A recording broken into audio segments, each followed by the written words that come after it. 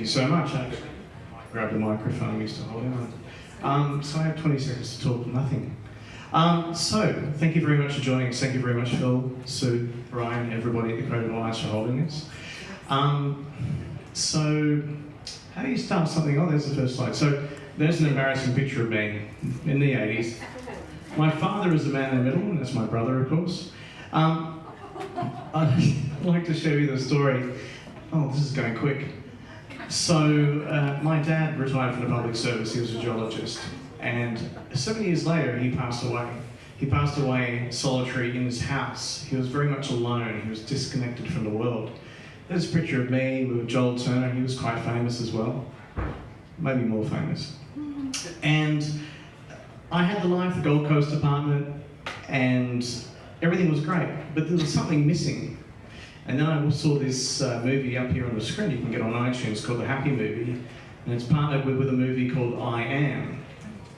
And my father had so many medical tests to try and find what was wrong with him, and they couldn't find anything wrong with him. So eventually I came to the conclusion it wasn't a medical problem, it was a psychological problem.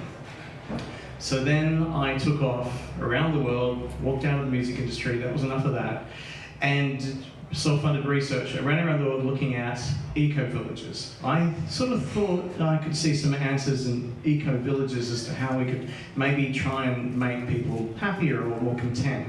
I just felt there was some room for improvement.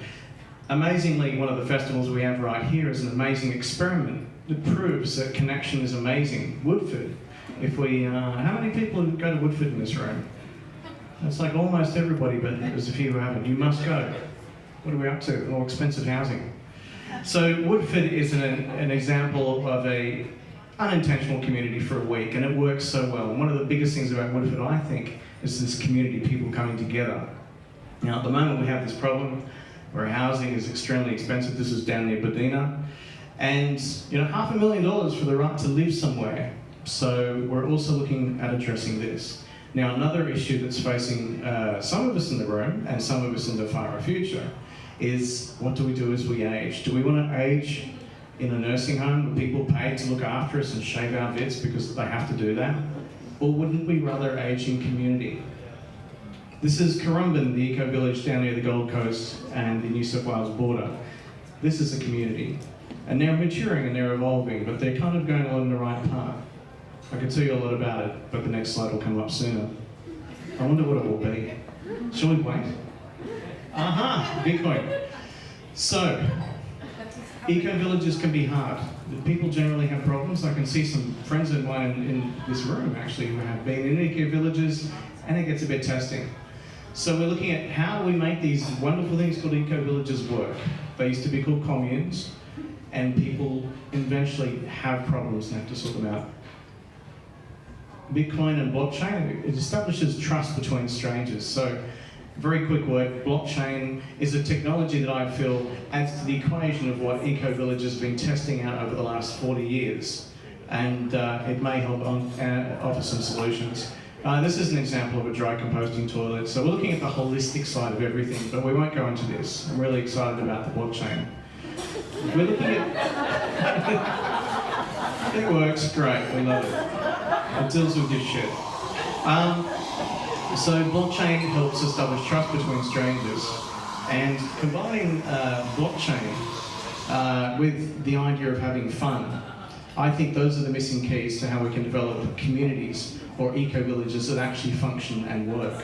This is an example of a lovely community. This is Currumbin once again, and actually pointing to Megan, who just spoke about the koalas. Mankind can live with the animals. It is possible. Currumbin is a good example of that. It's being conscious of wildlife. It's not having predatory pets like dogs and cats, I'm very sorry to say.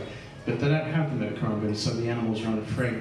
This is a picture of a tiny house on wheels. I love these. You'll probably hear a lot from me about these in the coming years. I think this offers one solution, not the only solution, but a great solution as to how we can build dynamic eco-villages, because we're not used to living with each other. This has been a paradigm which started in the industrial era when we could join factories, quickly house people in rows, so get to work quickly and come home, and childminding and school happened and all that sort of thing. We don't need that stuff anymore. We've kind of evolved beyond that, but we're at sort of this crossroads. What do we do from here? That's Burning Man. We'll come to that in a minute. So, this is so quick. I need more time. Okay, so anyway, I'm looking at eco-villages, dynamic, being able to move in and out. Blockchain and Bitcoin, well, the blockchain enables that to happen credibly in seconds, as opposed to 6 months when you try and sell a house, move all your stuff and go somewhere else. Give people mobility. We have the internet, we have Skype, we can now talk to each other on the other side of the world. I talk to all my friends around the world on Messenger like it's no biggie, that like they could be the next door neighbours.